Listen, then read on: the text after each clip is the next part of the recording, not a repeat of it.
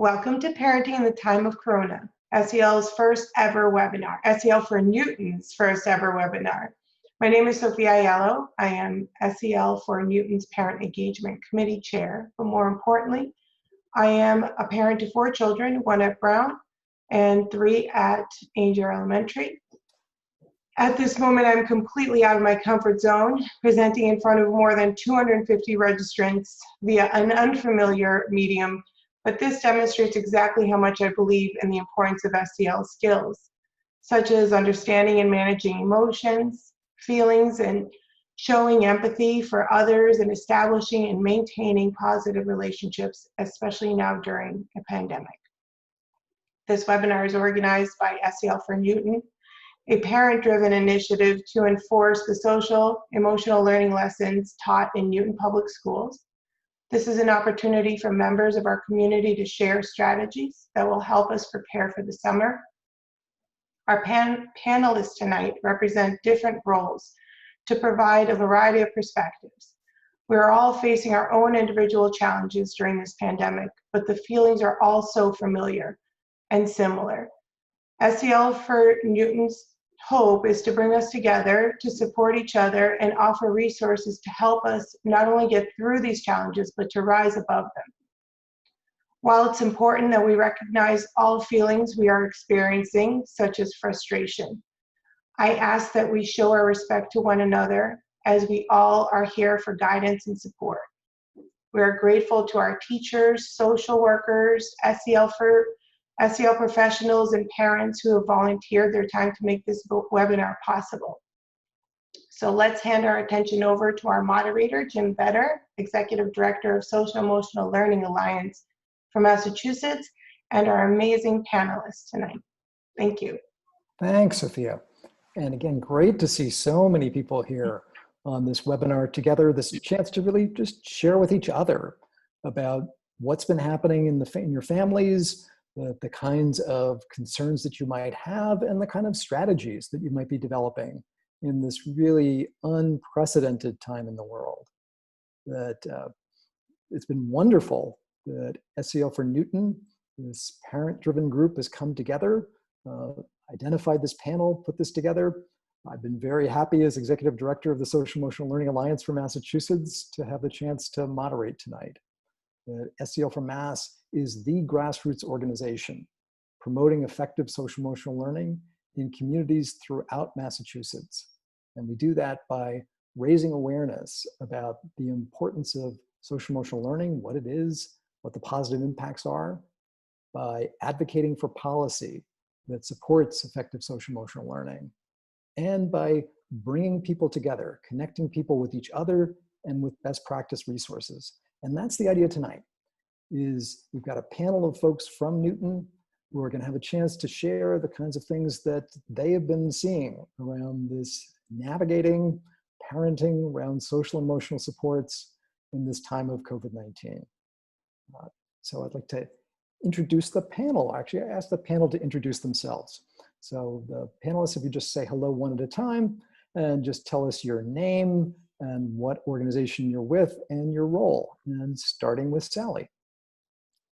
Hi, everyone. My name is Sally Mazer, and I am a social worker in the Newton Public Schools. It's my 23rd year, and all those 23 years, have worked at Zervis Elementary School and Memorial Spalding Elementary School. Excellent. Thanks, Sally. And Jeff. Hi, I'm Jeff Lambert. I'm a parent of 2 daughters, one a 3rd grader at Ainger and the other one a 7th grader at Brown. And I'm the executive director of an organization called Boys for the Better. And we provide direct service programming to schools and through after school programs using media literacy education to help students develop social and emotional skills. Great. Thanks, Jeff. And Melissa. Hi, I'm Melissa Greco. I'm a 2nd grade teacher at Ainger School, and I've been teaching there for 9 years and just really passionate about social emotional learning for students. Excellent. Thanks, Melissa. So if you've got wonderful panelists here with ideas to share, and if you came here tonight looking for the answers to what we can do at home to help navigate social emotional topics in the context of COVID-19, well, nobody has all those answers. That we are all just figuring this out as we go along. So this is really a chance to share as a community around these topics. So I'd like to actually toss the first question out actually to those of you participating, to feel free to type in the chat first. So I'd like to invite everybody, and I'll ask the panelists in just a second, that I'd like everybody to think about, what would you say, what is one key challenge that as Newton parents or other adults at home, what would you say right now is one key challenge that the children in your life are encountering around social and emotional well-being in this time of COVID-19? So just think about that. Think about that for a moment, and you can just type in just a couple words in the chat. That boredom, Sharon says. That yeah, anxiety, social interactions. Yeah, right. Rachel talks about loss of connection to friends. Yeah, just to be themselves. Yeah, not knowing what to expect. Feeling connected to friends. Yeah, social interactions. Boy, there's a lot around that. Yep. Yeah, thinking that this may just last forever. That kind of lack of structure, some feelings of sadness, maybe feelings of anger, you know, lack of communication with friends, that connection with friends. So a lot of people are identifying that one. But yeah, wanting to keep the family safe, being worried about the family. Yeah, that you know, having to tell the children in our lives to kind of keep away from each other. Yeah, just wanting to know when this is going to be over. I suspect that's not just the children in our lives who are having that question. Yeah. Yeah, that sense of uncertainty and not being able to do the things that normally do, like camps, planning vacation. Oh, I was talking about siblings fighting.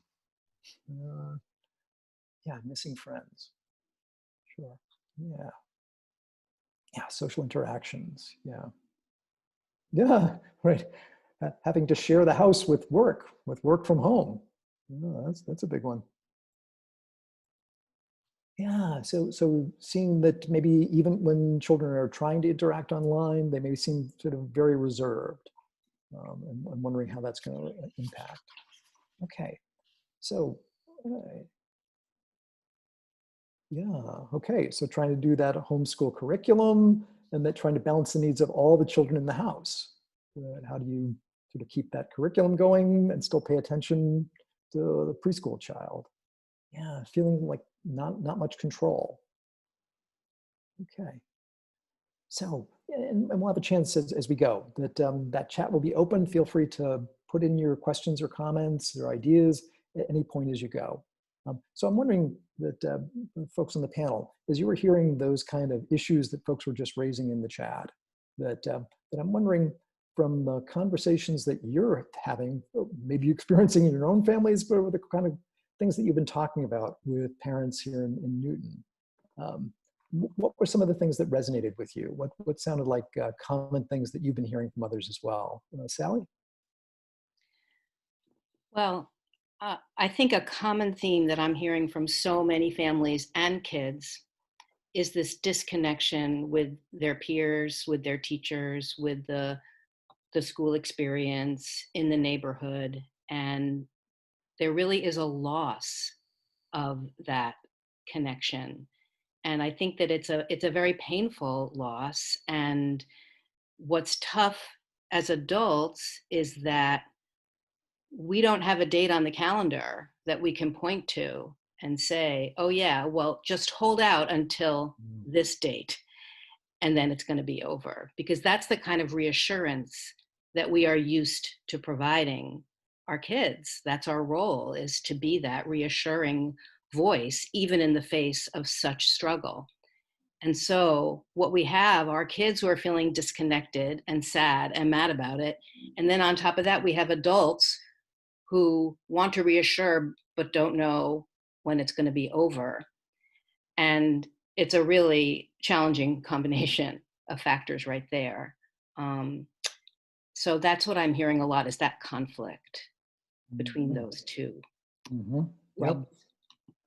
Yeah, that we want to be able to say, hey, you know, everything's going to be okay, and that, you know, sort of the answer to the "Are we there yet?" question in this kind of context. That it's really hard to know where the mile markers are in this particular trip. But, so I'm wondering, Melissa, what other kinds of things might you be hearing from young people in the community or from adults? Yes, I'm definitely hearing similar things that Sally mentioned and what was mentioned in the chat.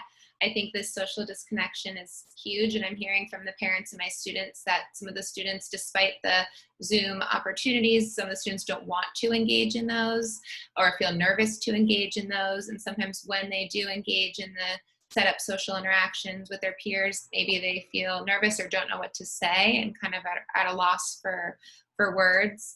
I'm also hearing about emotional regulation with the students of feeling frustrated and then overwhelmed and then sad and then mad and kind of just going through a whole whirlwind of emotions, and just students really recoiling and just feeling lost and disconnected. And then, like Sally said, the parents feeling at a loss too. Mm-hmm. Yeah, I think that all of us tend to be going through a whole range of feelings at this point, and using a bunch of different strategies to try to manage that. Jeff, what are you hearing? Similar things. So I think the social part of the social emotional has been the hardest for this age group of kindergarten through 5. You know, these are kids who connect through play, right? And so their older siblings, once they're in middle school, high school, those folks are digital natives in many ways. And so they're comfortable with social media. So the leap to Zoom and to texting is not as much of a leap. For the littler kids, asking them to connect it digitally is such a foreign concept. And, you know, their interpersonal communication skills weren't great to begin with in most cases. And so when they do connect, it's usually through play. And when that's not available, it's harder, I think, for a lot of kids. And so it definitely takes a different approach to help you know, children socialize given the circumstances and the public health responsibilities that we all have. Yeah, that makes a lot of sense, Jeff. So I'm wondering, actually, just invite everybody to be thinking about what have you found that when you're trying to help young people in your family, in your lives, to have some sense of social connection, that people have tried a bunch of different things. And I'm curious, what are some of the things that you found have worked better than others? So take just a moment to think about that. And then you can just go ahead and respond to that in the chat. And I'm wondering that, Melissa, that you know, people are talking about Zoom meetings, and that what have you seen about what makes those work? How can those work for kids? That we know that we as adults, a lot of us are in those all the time these days. That what works and doesn't work for that kind of contact with children? Well, I think as adults, we need to think about that a Zoom meeting might look different for kids than for adults, because I know if I was on a Zoom with someone and there was an awkward pause, I might feel really overwhelmed and think it's really socially uncomfortable. But with kids, that's okay if there's a quiet moment. I think that for the Zooms, if we can sometimes put a theme to the Zoom, that might help the students to be more motivated to participate. So for example, maybe creating a Lego Zoom that all the students are playing with Legos, and they can show them to each other. They can play on their own. Maybe there is a particular thing they're all building. So we're all going to build castles today, so they can do that and all show each other or not. Maybe it's a coloring Zoom, so everyone's coloring, and maybe they're each coloring on their own. Maybe they're all coloring the same picture that was predetermined. Maybe they're all coloring using the same 3 colors, and to see other pictures all look the same or different. So I think if we give them a little bit of direction on the Zoom, because maybe if they're not sure what to talk about or what to do, if it's just them with a friend, that can help to lead to more organic conversation and a little bit more direction. That's interesting. But yeah, and Jennifer's talking about that with kindergartners, it can be a little challenging because their play is often really hands-on. And that, so Sally, how does that work? That, you know, if we set up these Zoom play dates, that what are some of the things to keep in mind when we're trying to bring children together in ways like that? Yeah. So I think that you need to start with what you know about your child, which is a lot, and to think about how do they normally play, not under these conditions. And, you know, I'm 100% sure that they don't play like this. They don't play staring at their friends like we have to do in Zoom interactions. And so, you know, I love what Melissa said about, I mean, it was so developmentally on target with having activities and themes that kids are going to like and can engage in a parallel fashion, because that really is how kids play. So starting with what you know your child enjoys, and then thinking about having somebody by his or her side doing a similar activity where they may talk or they may not. They may glance, they may not, but there's a feeling of being together. So that's, I think, a place to start, is to think about what does the play normally look like? Mm. So it doesn't have to be a meeting with an agenda and notes afterwards. And yeah, just that kind of chance of that. Karen talks about the same way, that that Karen has her girls do their homework online with friends, so that they may be sort of doing this separately, individually, but just sort of having that presence together. And that having friends on FaceTime kind of gives a little bit of comfort. But, so interesting. And Rachel comments that in Rachel's experience, that one-to-one interactions with peers, or that kind of social connection, has sometimes been more successful with Rachel's kids than trying to do a big group. And that Annette talks about that their preschooler had a Zoom costume party where everybody got dressed up and came on Zoom and seemed to have a really fun time with that. So that sounds great. That sounds like a lot of fun. Yeah, that Siobhan is talking about, that it's been a little bit of a struggle, that the daughter has a kind of limited attention span for FaceTime and Zoom. And that, yeah, and then it's hard with younger children too, that having to, if they're in person and trying to do the social distancing, to have to always be saying, stop, back up, don't move forward. So any thoughts on how to navigate any of that?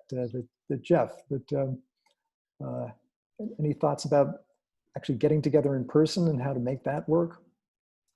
Yeah, I mean, I think it's a good news, bad news, right? So the good news is that school's almost over. So whatever issues you have with the way school has worked and the challenges of that, there's only a few more weeks left. So that's a good news. The bad news is that so many camps are not going to be held. So you're no longer, as parent, needing to be the de facto math teacher. You're now the de facto PE teacher, the camp counselor. So that is an opportunity in many ways to try to think about, and you have a few weeks now to really start organizing a little bit if you know your kids are not going to be going to camps. I know mine aren't. In terms of ways that you can create a social interaction outside that is safe and that allows them the opportunity to connect with one another. Things could be soccer, like where they're just kicking a ball back and forth. And you can come up with these little games. It's wiffle ball without no running the bases. So it's kind of structured in that way. In Newton, they're opening up the tennis courts. So there's chances to do that. There's cornhole. There's any number of things. But the activity in many ways is kind of the icebreaker, because then they can go off and, 6 to 8 feet apart, wearing masks, they can just sit and talk, and they can connect and see each other and catch up in ways. I think quite often that's the most fulfilling part. It's not just kicking a soccer ball, but it's actually being able to connect face to face with a friend for 30 minutes, 45 minutes.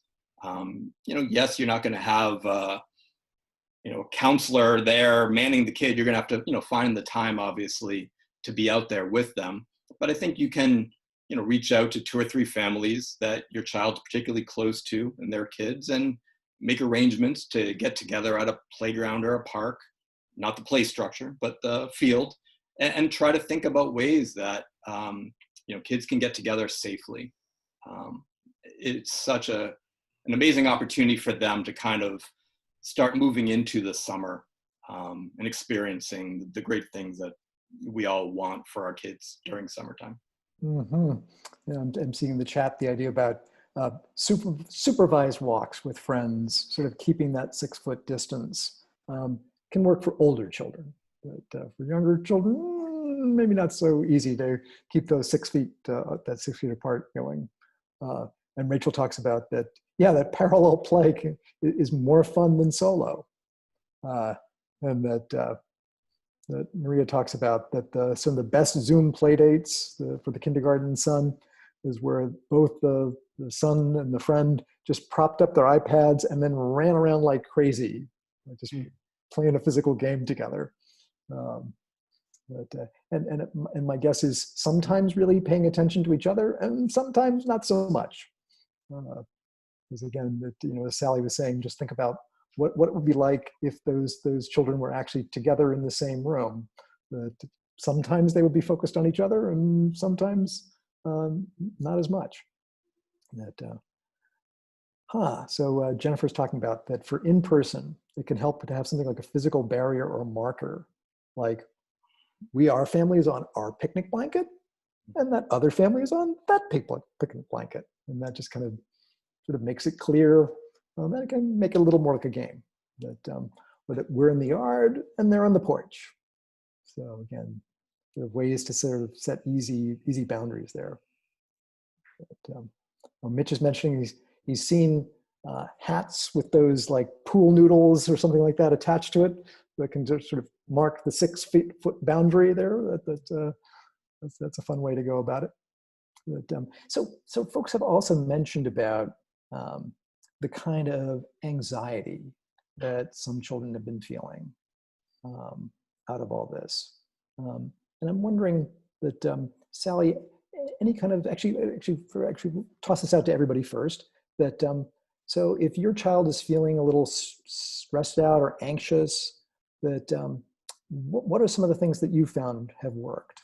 So again, just think about that, and feel free to go ahead and type those in the chat.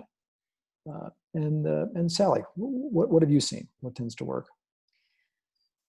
Well, I think that the first order of business is to be helping kids put their feelings into words, if at all possible. And that really starts with us as models.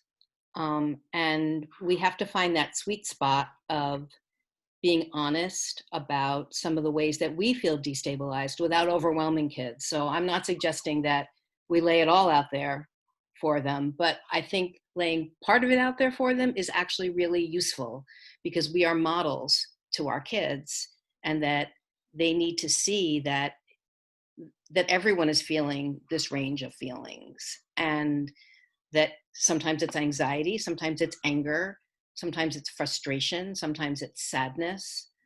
And putting words to that helps us also be able to interpret behavior, because, honestly, none of us are at our best lately. And that the potential for feelings to get acted out in crabby or unreasonable behavior by any of us is pretty high at the moment. And so being able to talk about it helps us all be able to respond more effectively and more empathically to the kids.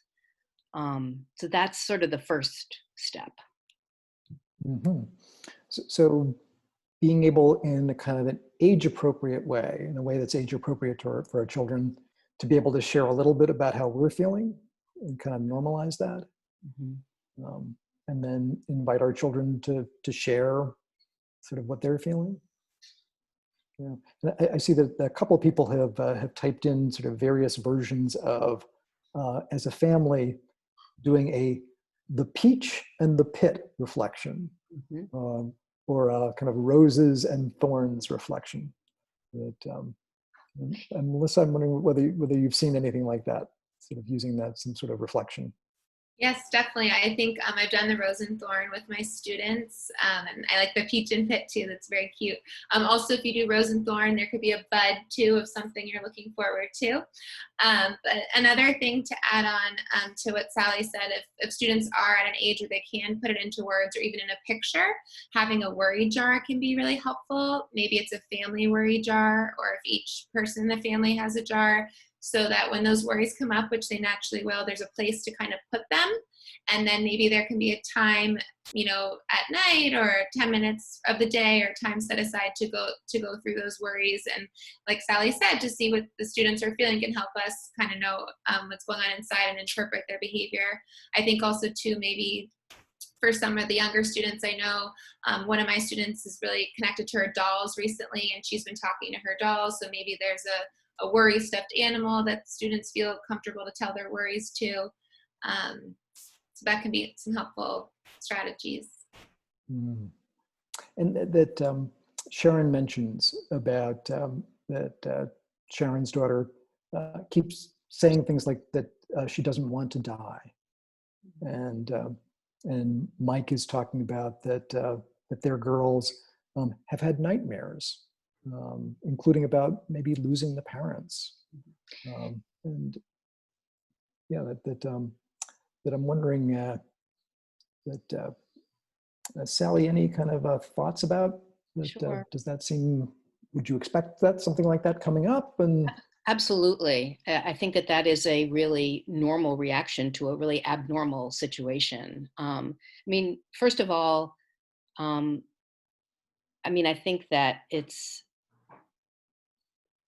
important to hear what kids have to say and validate it, and even share, yeah, sometimes I feel scared too. And this is what I do to feel better when I feel scared. And then sort of model some resilience, and sort of show that there are strategies to help when we have those really overwhelming, uncomfortable feelings. And the other way to go is to also be, I Zoom with lots and lots of kids every week. And I get a lot of, I always say, what are you worried about today? And kids talk about, I'm worried about my grandparents. I'm worried about my parents, et cetera, et cetera, et cetera. And so then we talk about, okay, well, what are your grandparents doing to stay safe right now?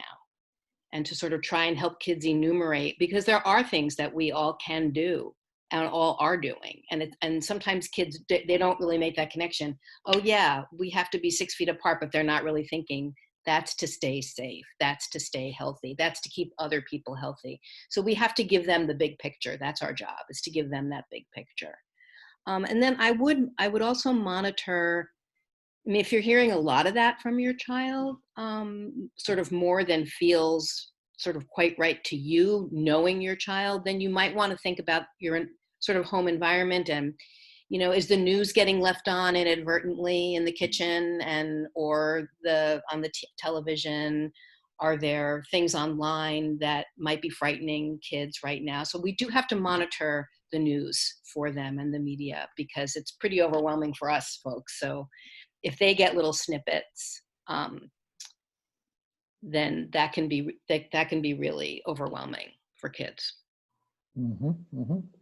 Yeah, so just noticing that, both in terms of that kind of the exposure that children in our families may be having, but it sounds like, Sally, talking about too, just monitoring that for ourselves, that we are a model as well, and that the children in our lives will pick up some of the tone from us, which doesn't mean that we need to be fine and dandy and perfect, because that wouldn't be real. That wouldn't be human. But just noticing that when we need a break from all the kind of the challenging news, and being able to unplug from that for a bit.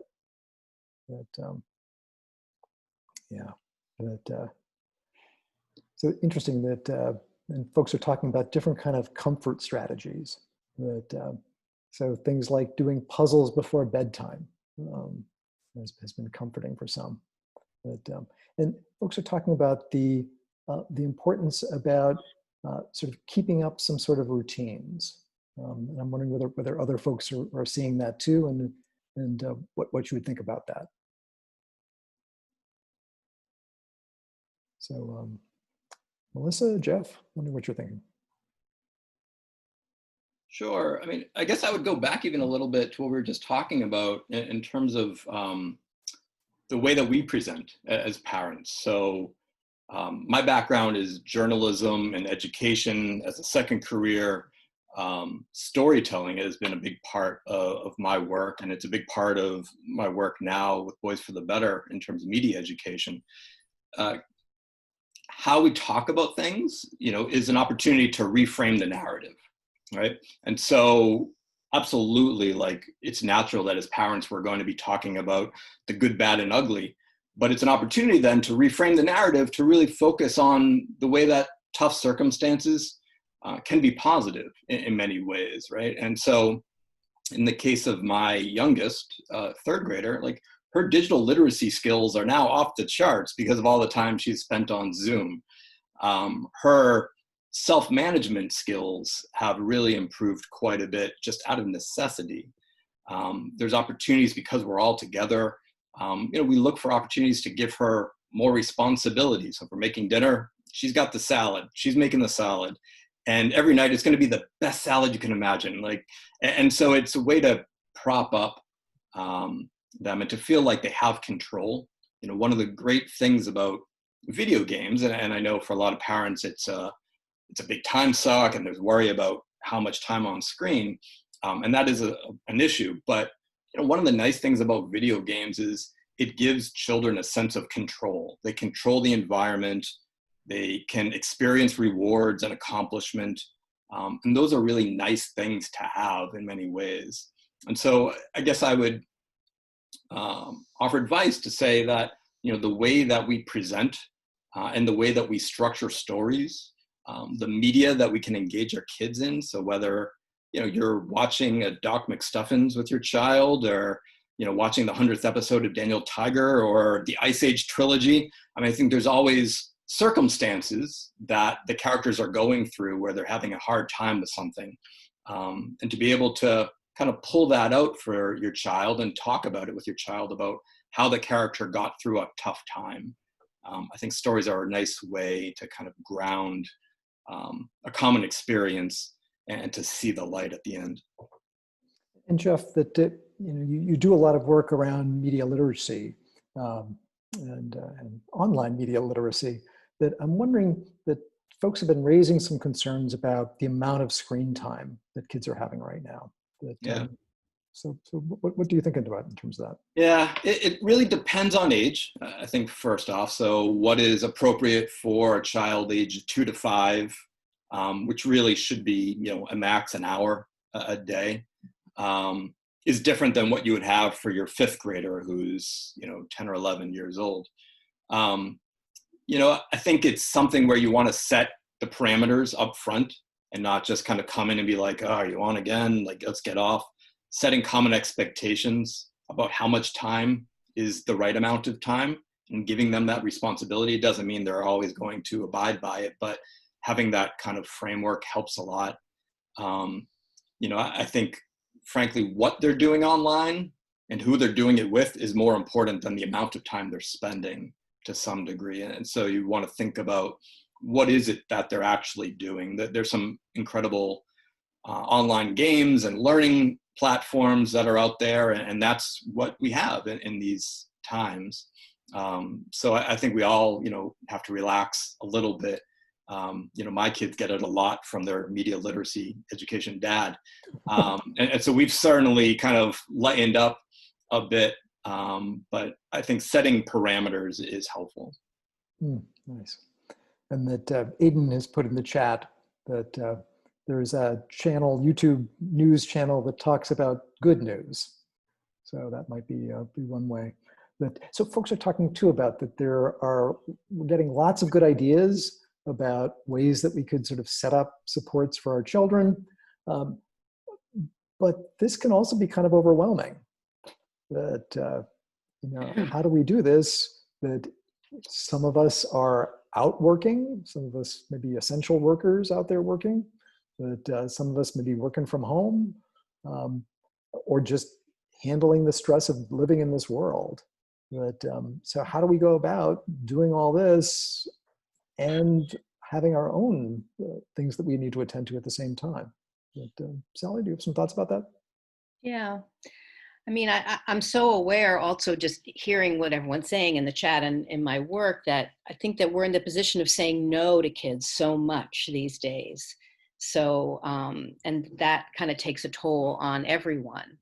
And I think something I've heard from a lot of parents is that they want ideas, but yet they feel overwhelmed by ideas. And I also think everybody needs a pass right now, to the extent that you can give yourself one, and to kind of just do the best you can and do what's going to work for your family, or sort of, because we all, to some degree, are muddling through. We haven't really talked yet about how in many families right now, it would be a luxury to be setting a routine, or because of the demands of work, potential illness, caring for older folks or babies or people losing jobs. And I mean, at the beginning of this, the first order of business we did in our schools was make sure everybody was okay and look at basic needs. And that is continues to be really a crucial part of all of this. And so I guess I would say that it's great to share ideas, but I also totally get that when people just kind of want to put the blanket over their head and say, just don't give me any ideas because I can't implement them right now. And just be kind to yourself about that, because this is really hard. Well, and that strikes me, Sally. It's kind of like the advice from a flight attendant that you need to put the oxygen mask on yourself first, and then you're ready to put it on to the people with you. Mm-hmm. And I just want to say a quick thing also about the screen time, and just that I also think it's important, in addition to what Jeff was saying, those important points, also to be thinking about why is your child spending a lot of time on screens, and what are they getting out of it. And I think the control piece is huge. But I also think that kids feel like they need to get away. I mean, I know I do. I mean, I've watched a lot of Parks and Rec through this pandemic. My comfort TV food. And I think kids need it too. They just need to kind of get away from the reality, which is tough, and the boredom. And so in some ways, it's a hard time to set a lot of limits with screens, even though, of course, it's a time we have to, because all we have is time right now. Mm-hmm. Yeah, Elise is talking about that Elise's son's spending a lot of time playing Roblox while on FaceTimes with friends, and that's kind of a social outlet that seems to be working there.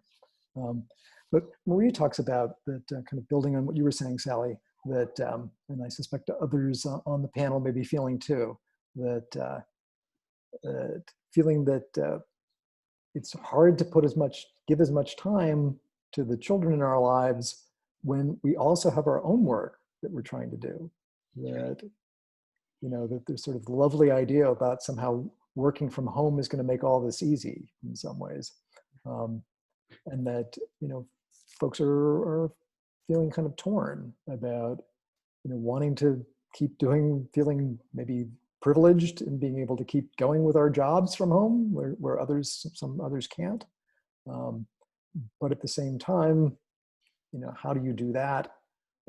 And focus on the work and focus on your children. But Jeff, as somebody working at home, how's that? How are you navigating that? What do you think about on that? Yeah, I mean, I guess I would preface it by saying everybody's work situation and home situation is different, and so so important to find a system and a process that works uniquely for you. If you have the ability to control some degree of your schedule, the ability to set aside a certain amount of time in the day, like a set amount of time in the day for family time with the kids, having that kind of set up and the kids can count on it is a great thing. And so it might be something as small as, a family lunch together, where during the lunch break or at 2:00, have carved out this 30 minutes and we're going to go for a bike ride, in the neighborhood, then that's great. Again, I go back to reframing the narrative. Like, there's no silver bullet solution for this. There's no hermetically sealed daycare worker who's just going to pop out of the woodwork and suddenly our childcare, needs are solved. To reframe it is, it's an opportunity for our kids in some cases to actually see the work that we're doing. So I think for this, elementary school age, most kids probably couldn't say what mom and dad do for a living. And so there's this kind of nice opportunity to see a parent in action and to talk to one's kid about the work that they're doing. We joke that, our youngest sets up shop in the living room. So when we have breakfast and we're ready to start our day, I tend to go to my office. My wife has taken over the bedroom. My middle school daughter goes into her room, and the little one kind of has carved out a area in the living room, which is like her office. And so she's like, heading off to the office now, and she just kind of does her work. And, that's unique to her. And again, every situation is different, but I think, in terms of reframing the narrative a little bit, setting some degree of routines where you can make yourself available, and being able to talk to your kids about the work that you're doing is one way to just ease the challenge. There's no great solution that works for everybody. Mm-hmm. Well, and so someone earlier, Jeff, earlier in the chat talked about that their child was talking on the phone with their boss. I saw that. That's awesome. That's great. So that sounds like a little, that Marie's kids that still thinks that Marie's job is just to bang on a keyboard all day long. So it seems like they're getting a little kind of snapshot into lives in some way. Lorna asks about any thoughts on how to support a child, a kindergartner, who is feeling afraid to leave the house. So I'm wondering whether, Sally, you might have any thoughts about that? Yeah, let me think a second, but I guess there's a lot of different ways you could approach it. So I'll just throw out some ideas. I don't know if this is the Lorna I know, but anyway, I guess I would really want to know why. Oh, yes. Hi. Okay. I would really want to know why the child feels like he can't go outside, and to get some information about what his notions are about what would happen if he went outside. And then see if you can problem solve with him about what you could do to take care of those problems. If he's worried about getting sick, then, you can sort of talk about what the scientists and the doctors are saying about how we keep ourselves healthy. And there's actually some really good COVID-19 little videos for children explaining a lot of these scientific things in very unscary educational ways. So that would be one way to go. And then I guess I would also want to know from him sort of what does he think would make it better? Is there somebody he'd like to go outside with from the family? Or is there a place, would he start with the yard or the back porch or something very small? But that sounds like a really tough problem. And I'm sure he's not the only child who is feeling that right now. So I'd say people like school social workers can help with this. So it sounds like sometimes in any of these situations, for the children in our lives and for ourselves, that reaching out, that coming someplace like this to be with other people, reaching out to friends, reaching out to professionals can be really helpful. And that's actually, again, that's good modeling for our children.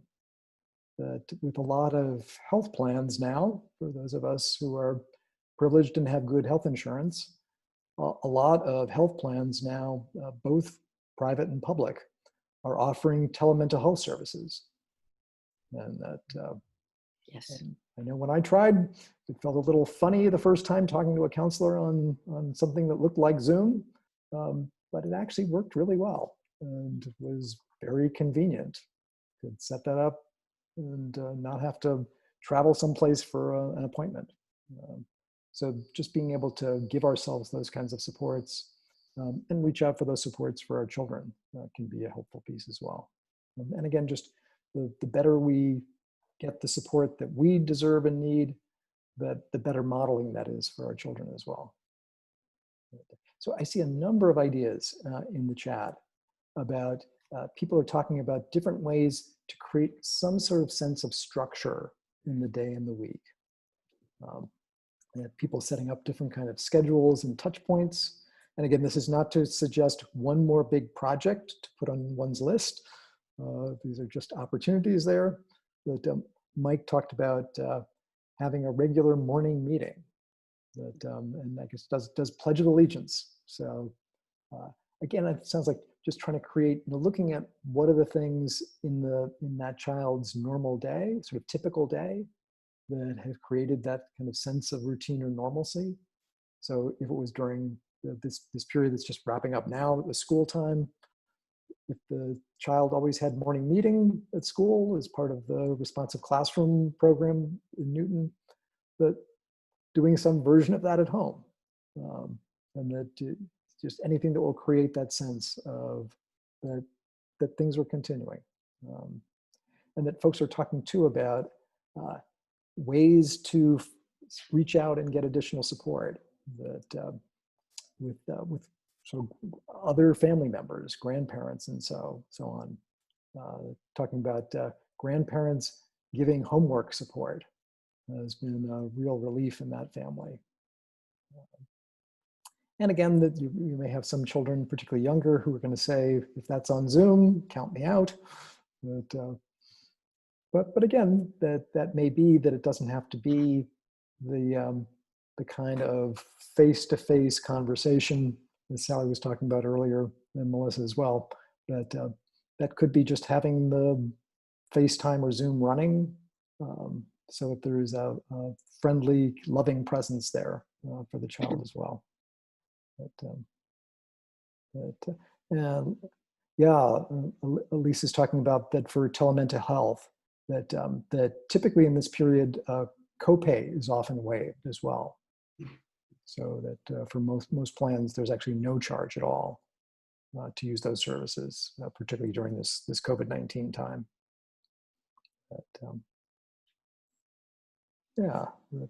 So Mike and Mitch are both talking about having those grandparent experiences from various sides of that relationship, and that's been very helpful.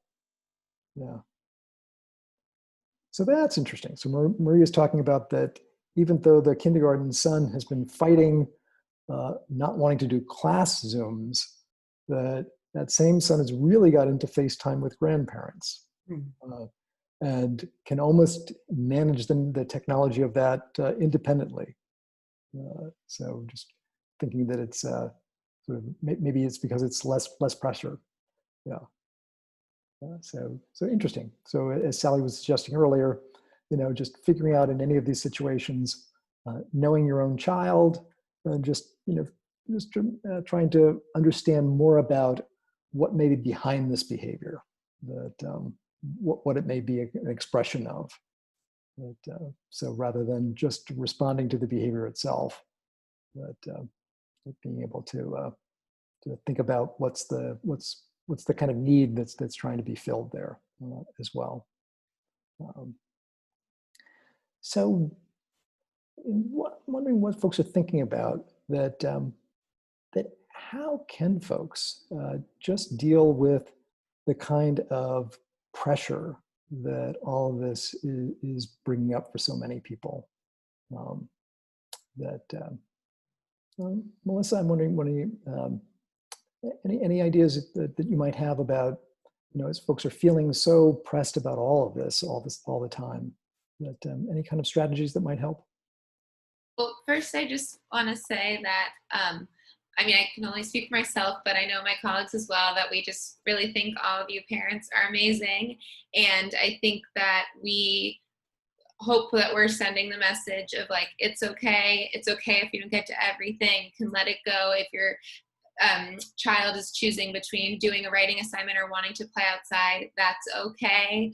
Their social emotional well-being is what's most important. And if that means skipping an assignment to do something that makes them happy or to connect, that is okay. And I think as a teacher too, I hope that if parents are feeling some of these pressures or overwhelmed by certain things or a specific issue, like for example, the child not wanting to engage on Zoom, to reach out to your child's teacher. And hopefully the teacher can work with you. I know, for example, one of my students was nervous about the Zoom, so I sent the parent a day ahead what we were going to be doing on the Zoom so that the student could feel a little bit prepared of what answer, we're going to play this game, so he knew what to expect. Or maybe the child is feeling, a parent expressed to me the child is feeling they don't want a Zoom call with anyone. So I suggested to her to put all the names of the students in a bag or on sticks and pick a name, and that's the student that you're going to kind of engage with for that day. Or there's a website called Wheel of Names where you can put in a bunch of names and kind of does like a Jeopardy wheel spin, which can be fun for the students too. So the pressure is definitely there, but I just, the social emotional well-being and your child feeling okay is more important than getting any work done, and we support you supporting your children. Thanks, Melissa. And Raksha talks about that made a list with my kids about what they would like to learn but never had the time, and that they made a long one, and now the kids are trying to fulfill that. That the older child said that he would publish it one day, hoping to become famous one day. So that seems like again, sort of just strategies of kind of structuring that support. And I've seen several people in the chat talk about letters, that with friends and with grandparents, that the idea of, going back to actually physical letters or postcards and being able to send those gives a kind of something tangible that will arrive. It seems like folks are finding that fun and maybe kind of reassuring. Sally. I also think that, and this was certainly not intentional, as Melissa was saying. I think we, as educators, we know that what's being presented, the expectations for what kids are going to do is causing some stress for families right now, and that we're kind of new at this, and we're going to get better. And I completely agree with Melissa that you need to feel free to make decisions for your child's best interest in the moment, for sure. But I've also heard from parents that they're worried about the learning, that they're worried that their children might fall behind, or what are they missing, etc. And I think that as a community, we need to remember that this is absolutely true for every human being right now, and that there is a level of trauma that is happening, and that when the brain is traumatized, our bandwidth for learning and thinking and all those mental capacities shrinks. And so it's not a good time for anyone to be learning right now. And we know that as educators. And, so it's important for you guys to remember that your decision to forget the grid for this week or this day is okay. And that your child, and the fact that you're here, you must put social emotional learning at a premium, like I do, like we do. But really the system does as well. So I just want people to remember that this isn't a great time for education in the traditional sense, but think of it more as we want to stay connected with your children and with you, and to sort of build our community moving forward. Mm-hmm. And it seems like that Mitch has got posted in the chat there about the idea of that when we're providing this kind of social emotional support, that we can do that even through the books that we read with our children, and how we go about reading those books, that we can read books through a social emotional lens. So, helping our children see about different ways to express emotions, manage emotions, taking the perspectives of others, that may be an opportunity that comes up there as well. And I see that folks are noticing some other resources, that Newton Free Library has some fun sounding Zooms going on, like STEM challenges and trivia that some folks might want to take part in. But so lots of also some good tech resources. Actually, Jeff, do you want to talk about the virtual camps? Sure. So I don't know, I'd be curious, I don't know, to steal Jim's leading here, but like, I'd be curious to know what parents are actually thinking about for the summer and what they're doing. I know a number of sleepaway camps have just shuttered already, and day camps are still figuring out, if not shuttered themselves. So, again, coming from a media standpoint, try to look at opportunities digitally that will provide some sort of learning. But at the end of the day, we kind of take a backwards look at this, and to say, like, when we send our kids off to camps, yes, we want them to be outside, and yes, we need them to be doing things while we're doing our own thing. But at the end of the day, what we want for our kids is to learn independence, to learn collaboration, to learn risk-taking, competition, problem solving. Like, that's all the good social emotional stuff. And you get this through sports as well. And so, if you're going to backwards plan and say, that's the goal, like that's at the best case scenario what I want for my kids. And yes, I want them to come home tired so they'll sleep. But in terms of their own development, those are the things that we want. To then think about, what are some things that you can create in the backyard or at the local field that create those opportunities for collaboration and risk-taking, relationship development, problem solving.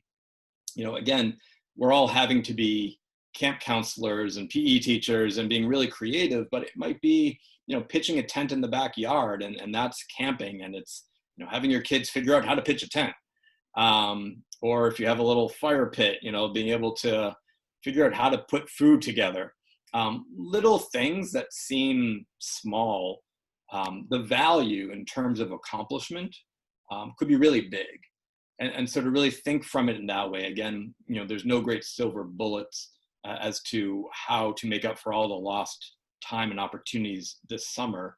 But in terms of how are our kids come September going to be in the best position socially and emotionally, it's nice to think about what are the experiences we want them to have, and then how do you create that?